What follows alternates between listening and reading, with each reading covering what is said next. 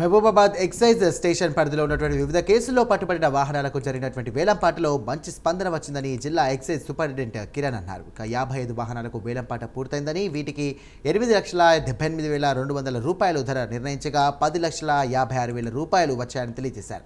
ఇక మిగిలిన 33 వాహనాలకు కూడా వేలంపాటలో ఎక్కువ మంది పాల్గొనలేదని, వాటిని త్వరలోనే మళ్లీ వేలం వేస్తామని ఈ సందర్భంగా తెలియజేశారు.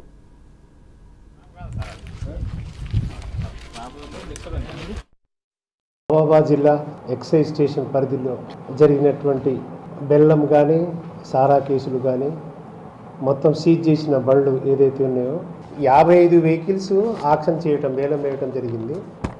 నెక్స్ట్ మిగతా 33 వెహికల్స్కు సరి అయిన బిడ్డర్స్ రాక ఆపటం జరిగింది. అట్టి మిగిలినటువంటి వెహికల్ను మళ్ళీ రీవాల్యూ కోసం మోటార్ వెహికల్ పంపడం జరుగుతుంది.